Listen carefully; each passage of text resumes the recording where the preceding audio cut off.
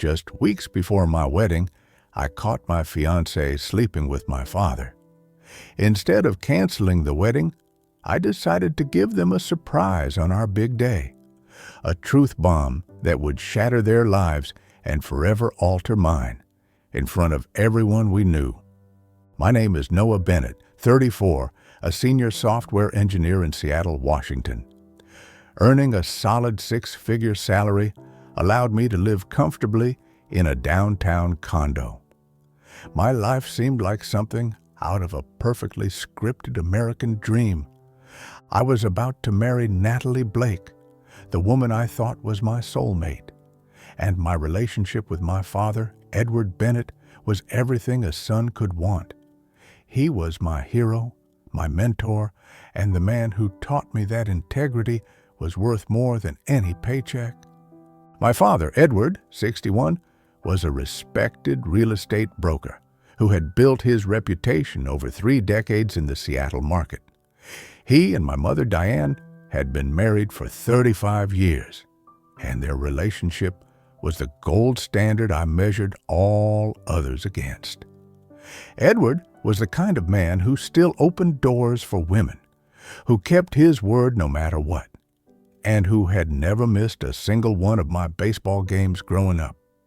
When I introduced him to Natalie 2 years ago, he welcomed her into our family with open arms, treating her like the daughter he never had. Natalie Blake, 31, worked as a financial accountant for a boutique firm downtown.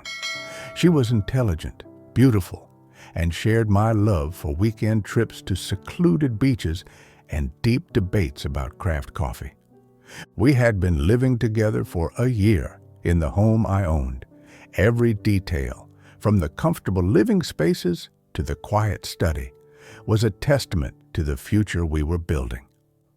One romantic evening, I proposed to Natalie at a luxurious restaurant overlooking Elliott Bay, and she accepted. Everything was falling into place perfectly. Our wedding was scheduled for a Saturday in 1 month at St. James Church in downtown Seattle, followed by a reception at the Museum of History and Industry. We had sent out invitations to 170 guests, including family, friends, and colleagues. I had spent months planning every detail, from the fine wine bar to the classical jazz trio that would play during dinner. My best man was my college roommate, Tyler Green, and Natalie's sister was her maid of honor. The rehearsal dinner was booked at the Metropolitan Grill, and we had already put down a deposit on a honeymoon suite in Hawaii. The unraveling began a mere 20 days before the wedding during Natalie's dress fitting.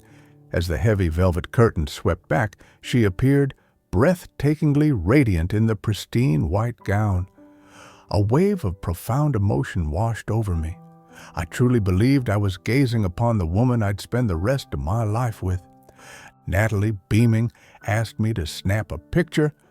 While I focused my phone's lens, a text notification from Edward flashed across her screen.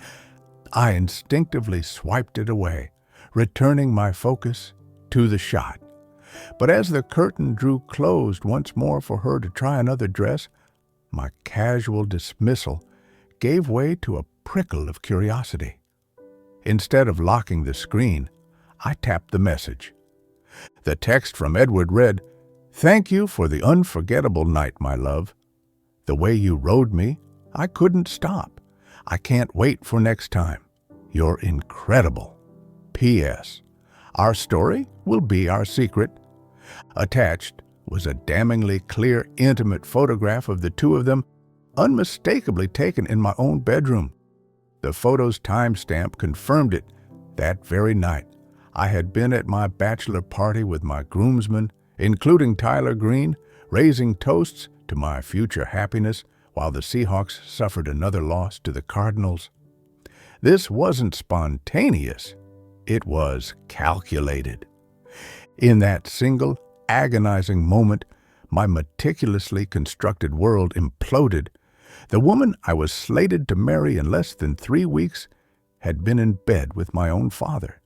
The man I had revered my entire life hadn't just betrayed me, but also my mother, who, in that very instant, was likely picking out flowers or finalizing guest lists, completely oblivious to the deceit that would shatter her world. I sat there, phone clutched in trembling hands, feeling a disorienting sense of detachment. My body shook, yet my mind was unnervingly lucid. This wasn't some drunken lapse or a fleeting moment of weakness. My mind raced, replaying months of subtle anomalies I had consciously overlooked. Natalie's recent surge in late work nights, attributed to her firm landing bigger clients. My father's increasing business trips to Vancouver, supposedly due to a booming real estate market there.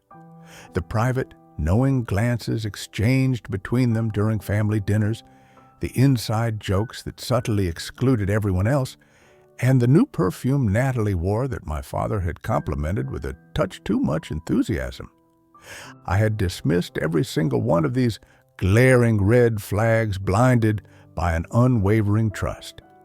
In my profession, I was adept at spotting code anomalies, identifying irregular patterns. Yet in my personal life, I had been utterly oblivious to the most blatant bug in my own system. This betrayal wasn't merely physical. It was a cold, deliberate act of deception, an elaborate web of lies spun to ensure I'd walk down that aisle utterly ignorant of their treachery. A subtle shift in Natalie's behavior began to chip away at my unquestioning trust. My parents often visited us on weekends, a cherished routine. But one particular evening, as Natalie and I were curled up on the couch watching a movie, a text notification flickered on her phone. She reacted with an almost imperceptible jerk, quickly flipping the device screen down on the coffee table. My brow furrowed, but I dismissed it. 10 minutes later, however, when she excused herself to the restroom, she took the phone with her. A sharp prick of intuition, an unfamiliar suspicion, tightened in my gut, leaving a cold residue. I found myself instinctively paying closer attention to the small, uncharacteristic gestures. Occasionally, she'd step out onto the balcony for calls that stretched beyond 15 minutes, her voice hushed, returning with a noticeably brighter, almost giddy expression that vanished the moment she rejoined me. I'd always prided myself on respecting her privacy, never pushing for phone passwords or details she wasn't eager to share. Then, a specific memory surfaced, solidifying my unease. Just a few weekends prior, my mother had called to say she and Dad wouldn't be able to stop by Sunday morning. They were off to church. Coincidentally, I had a critical client meeting scheduled that same morning. Yet, when my meeting wrapped up unexpectedly early and I returned home, I found my father casually in our living room. "Dad, what are you doing here?" I'd asked, a note of surprise in my voice. He'd stammered, his gaze darting around the room. "Oh, son, your mother's at church, and I just finished a client meeting nearby. Thought I'd drop in and see you kids." His explanation felt thin, almost rehearsed. His office was in the opposite direction from our house, and nearby felt like a stretch. He quickly turned the tables. "Why are you back so early from your meeting, Noah?" "Client's flight got delayed indefinitely," I explained, "so we rescheduled for next week." I'd sensed an odd, almost furtive energy between them, a silent tension that hummed beneath the surface, but I'd let it go.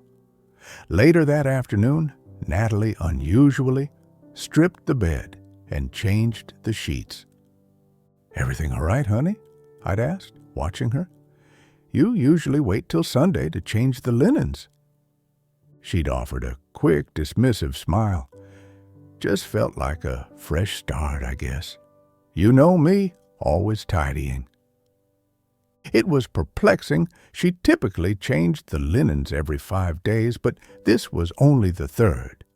I rationalized it, telling myself she must want things extra clean, or perhaps the mounting pressure of work and the impending wedding was manifesting as some form of OCD. The truth, however, had a way of gnawing at the edges of even the most carefully constructed rationalizations.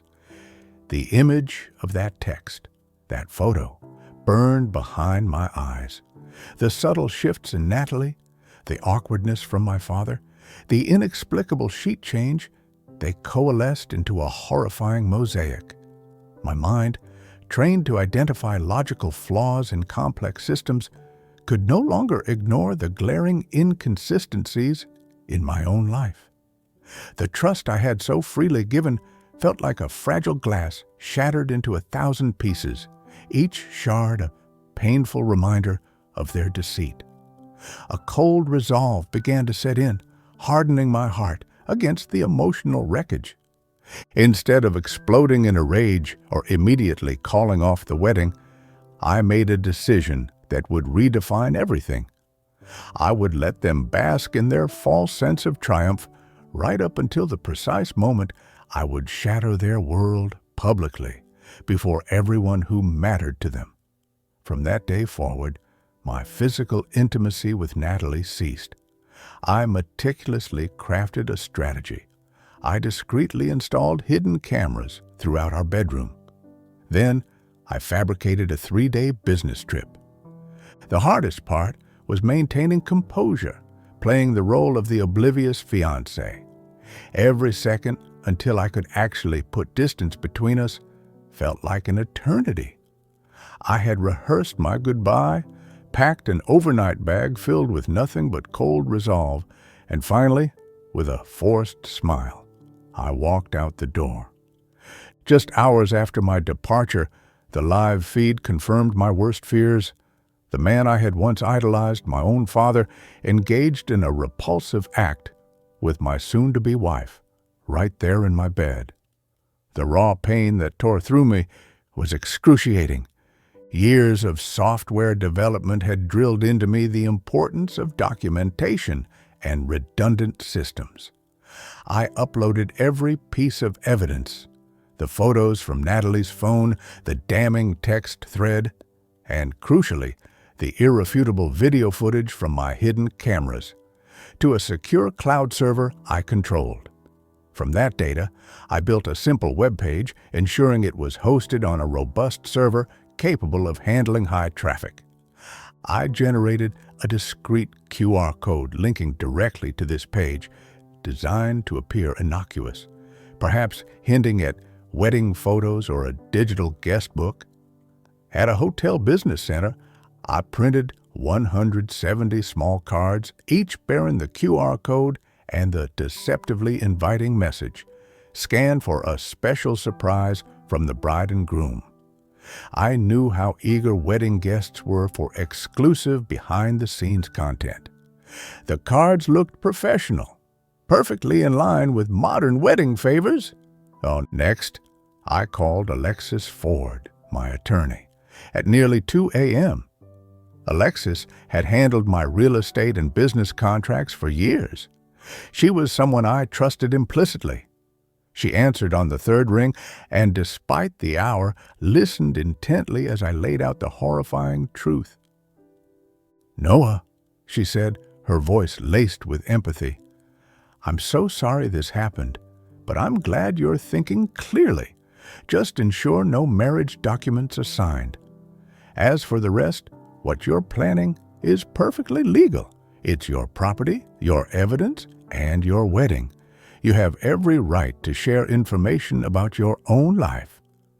Alexis further advised me to document everything with timestamps and ensure witnesses observed the unfolding events.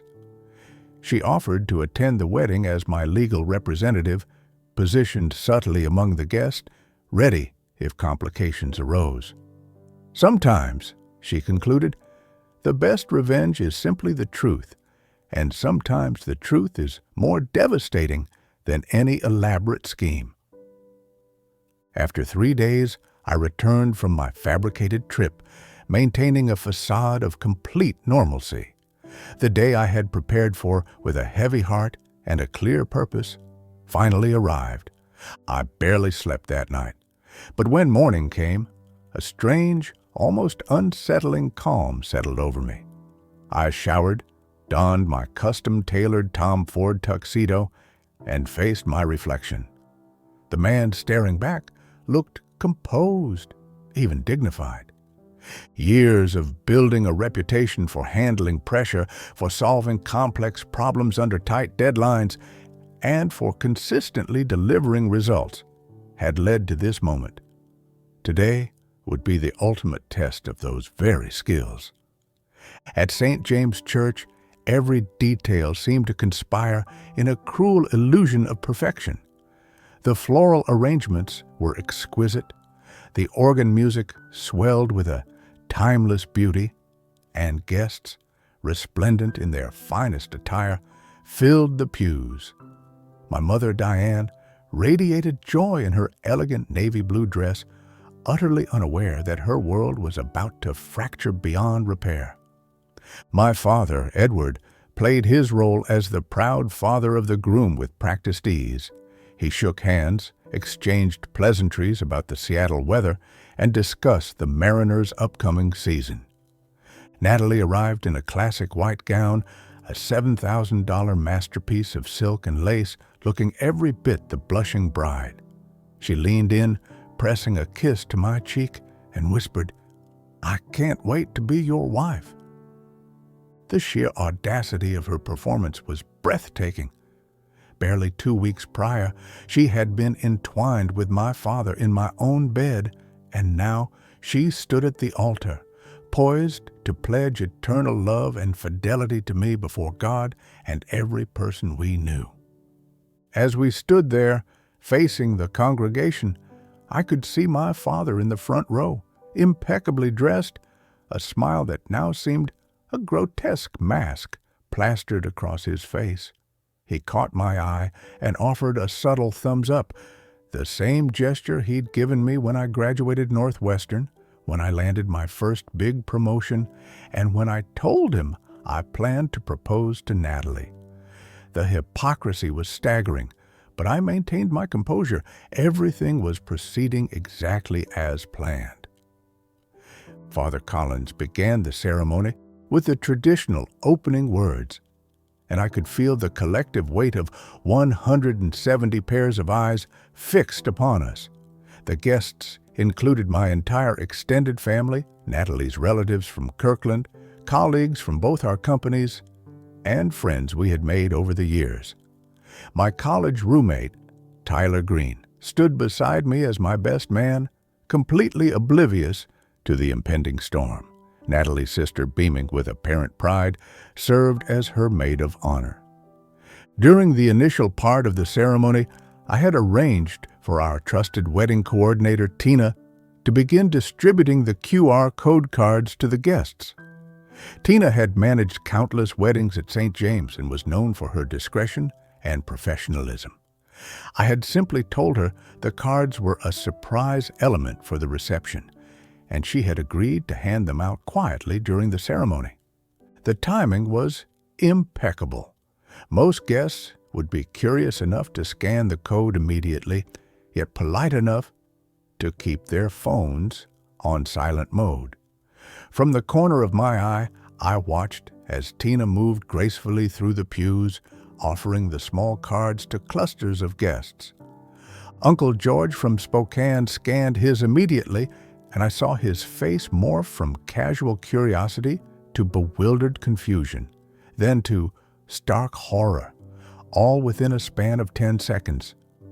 My cousin Susan stared at her phone screen, her hand flying to cover her mouth.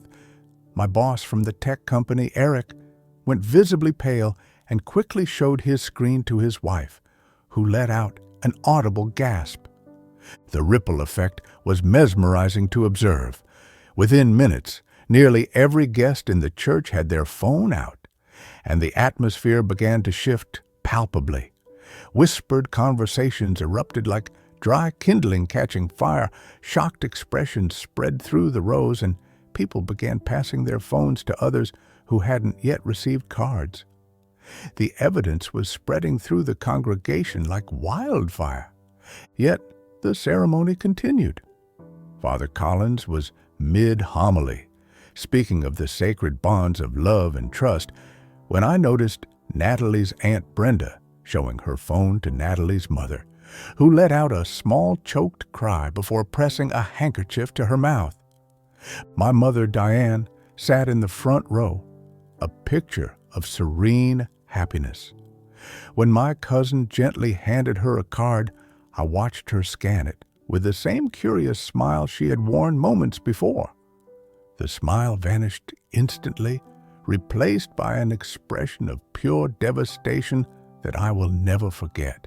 Natalie remained facing forward, her gaze fixed on the priest's words about sacred vows and eternal commitment. She hadn't noticed the growing chaos behind her. My father, Edward, however, was beginning to look deeply uncomfortable as he saw people around him checking their phones and whispering urgently to each other. He leaned over to my mother, whispering something, but she recoiled sharply from him, her face now streaked with tears. The moment I had been waiting for finally arrived. Father Collins reached the traditional part of the ceremony where he asks if anyone objects to the union. If any person can show just cause why Noah Bennett and Natalie Blake may not be joined together in holy matrimony, let them speak now or forever hold their peace. I stepped forward, taking the microphone from the priest. The church fell completely silent, save for the frantic pounding of my own heart in my ears. I looked directly at Natalie, then at my father, then at the congregation, filled with people who had just seen the irrefutable evidence of their betrayal. "Yes," I said, my voice steady and clear, cutting through the silence like a scalpel. "I have something to say." Natalie turned to face me, and I could see the exact moment when she realized that something was terribly, fundamentally wrong. Her face went from confusion to dawning recognition, then to pure, unadulterated terror as she noticed the horrified expressions of the guests behind her. My father, Edward, half stood from his seat, his face now a mottled red with panic, as he finally understood that his secret was no longer secret. "I loved you, Natalie," I continued, speaking directly to her, my voice laced with a cold, precise grief. "I loved you with everything I had." Then I turned, my gaze locking onto my father. "And Dad," I said, the word heavy with a lifetime of shattered admiration, "I looked up to you my entire life. You were my hero, my role model, the man who taught me about integrity and honor." The church was so quiet that you could hear a pin drop. Even the children had stopped fidgeting. Everyone was hanging on my every word, and I could feel the immense weight of the moment. "But the most intimate betrayal demands the highest price," I declared, my voice still calm, yet carrying the full, crushing weight of my pain and anger. Last night, I discovered that the two people I trusted most in the world have been lying to me, betraying me, and planning to let me walk down this aisle completely unaware of their deception. Natalie tried to speak, but no words escaped her trembling lips. My father was now fully standing, his hands shaking, a desperate, futile attempt to salvage the unsalvageable. My mother, Diane, was sobbing openly, not just from the raw sting of betrayal, but from the public humiliation that was unfolding before everyone she knew. "The evidence is clear and undeniable," I continued, my voice echoing through the stunned silence. "And since both of you chose to make a mockery of this sacred ceremony, I thought it was only fitting that the truth be revealed in the same public forum where you planned to complete your deception." I gestured to the congregation, where nearly everyone was now holding their phones, having seen the explicit messages, photos, and video footage that proved the affair beyond any doubt. The proof was irrefutable, time-stamped, and devastating in its clarity. "This wedding is over," I announced, my voice ringing with finality, and so is our relationship. Both of them. The chaos that erupted was unlike anything I had ever witnessed. Guests were shouting questions, a cacophony of shock and outrage. Natalie was crying hysterically, her perfect white gown now a symbol of her shattered lies. My father was trying to push through the crowd to reach me, shouting incoherent explanations. But I was already walking down the aisle, my head held high, leaving behind the two people who had destroyed my trust and my family. I walked out of St. James Church and into the crisp October air, feeling a strange, unexpected sense of liberation. Behind me, I could hear the pandemonium continuing to unfold. Natalie's sobs, my father's desperate shouts that no one wanted to hear, and my mother being comforted by her sister. Guests streamed out of the church, some following me with expressions of support, others gathering in small stunned groups to dissect what they had just witnessed. My best man, Tyler Green, caught up with me on the steps of the church. "Jesus Christ, Noah," he said, still processing the monumental events. "I can't believe they did that to you. How are you holding up?" I looked at him and realized that for the first time in months, I felt completely honest about my situation. "I'm better than I've been in a long time," I told him. "The truth has a way of setting you free, even when it hurts." Within hours, the story had spread far beyond the walls of St. James Church. Several guests, still reeling from the shock, had shared the evidence on social media. By Sunday evening, the tale of the wedding day expose was trending across Twitter and Facebook. The local Seattle news stations picked it up by Monday morning, eager for a sensational headline.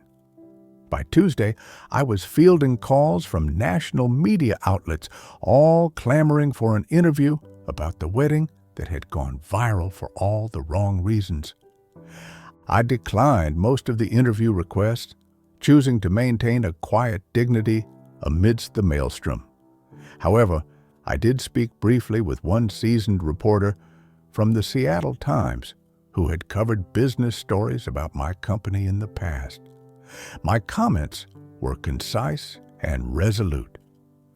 "I believe in the truth," I stated, my voice steady, "and I believe that people have the right to know who they're truly dealing with, especially when it comes to matters of trust and integrity." The professional consequences for Natalie and my father were swift and devastating. Natalie's marketing firm, which prided itself on upholding family values and ethical business practices, terminated her employment within a week. The scandal had become so widely known that her continued association with their brand was deemed an insurmountable liability. My father's real estate business suffered even more dramatically. In an industry built entirely on the bedrock of trust and personal relationships, his reputation was utterly annihilated overnight. Several major clients, who had placed their faith in his word for years, abruptly canceled their contracts. His business partner of 10 years, a man who had stood by him through countless deals, dissolved their partnership, leaving Edward's once thriving career in ruins. My mother, Diane, filed for divorce within a mere week of the wedding incident. 35 years of marriage, a lifetime of shared memories, shattered. I might have, perhaps, found a way to forgive a private affair, she confided during one of our long, tearful conversations. But the fact that he was willing to destroy his own son's life, that he planned to let you marry her knowing what they had done, that's something I can never, ever forgive. The ensuing legal proceedings were handled with remarkable efficiency by Alexis Ford, who had prepared for precisely this scenario. Since the marriage had never been legally consummated, there were no divorce proceedings necessary between Natalie and me. However, financial matters required resolution. I had borne the brunt of the wedding expenses, including the venue, catering, and honeymoon reservations. While recovering every penny proved impossible, Alexis skillfully negotiated settlements that covered a significant portion of my financial losses. More crucially, Alexis helped me safeguard my assets, ensuring that Natalie held no legal claim to any of my property or savings. The prenuptial agreement we had signed, though ironclad, was rendered essentially meaningless by the non-occurrence of the marriage. What truly mattered was that I was entirely free to embark on a new chapter, unburdened by financial entanglements. The aftermath wasn't easy, but it unfolded with a cleaner break than I had anticipated. I took 2 weeks off from work to process the seismic shift in my life and to navigate the relentless media attention. My company proved incredibly supportive. My boss, Eric, expressed his profound admiration for how I had handled the impossible situation. "You showed real character, Noah," he told me, his voice sincere. "Not everyone would have had the strength to expose the truth like that." 3 months after the wedding, I made a decision that surprised even myself. I accepted a senior director position at a cutting-edge tech company in Atlanta, Georgia. The opportunity had emerged through a professional connection, and the timing felt serendipitous. I desperately needed a fresh start, a new landscape untainted by the lingering memories and the incessant whispers that still followed me around Seattle. Atlanta offered not only a substantial salary increase, but also the chance to immerse myself in pioneering digital technology projects. Before I departed Seattle, I had one final necessary conversation with my father. He had been trying to reach me for weeks, his calls unanswered. Finally, he appeared at my condo one Saturday morning, looking older, more defeated than I had ever seen him. His shoulders slumped, his eyes hollow. "Son," he began, his voice raspy, "I know I can't undo what I did, but I need you to know that I'm truly sorry. I destroyed everything that mattered to me, and I'll carry that regret for the rest of my life." I looked at him, this man who had been my unwavering hero for 34 years, and felt something I hadn't expected: pity. "Dad," I said, my voice steady, "I forgive you, not because you deserve it, but because carrying anger around is exhausting, and I have better things to do with my life." 8 months later, I was fully settled in Atlanta, thriving in projects that challenged me intellectually and surrounded by colleagues who knew nothing of my past except what I chose to share. I had cautiously begun dating again, taking things slowly, building trust brick by painstaking brick. The entire experience had imparted invaluable lessons about reading people, about discerning genuine character from deceptive facades, skills that proved useful both personally and professionally. Through my mother, I heard that Natalie had moved back to Kirkland to live with her parents, her career and reputation irrevocably tarnished. My father, I learned, had taken a job as a sales associate at a small real estate office in the suburbs, a stark, humbling decline from his former prominence. Their affair, born in secrecy and exposed in scandal, had ended almost immediately after the wedding incident, apparently unable to survive the harsh glare of public scrutiny. The very scandal that had brought them together had ultimately consumed them both. The story of my wedding day revenge had become something of a legend in Seattle social circles, a cautionary tale whispered with a mix of awe and horror. But I rarely thought about it anymore. I had moved on to bigger and better things. The betrayal that had once seemed like the end of my world had, in fact, been the unexpected beginning of a new and better life. Sometimes the most devastating setbacks turn out to be the greatest opportunities for growth and renewal. Hey viewers, welcome to the channel. We're just getting started, and your support means a lot. If you enjoy these stories, please consider subscribing and help us reach our first 1,000 subscribers. Thanks for being here.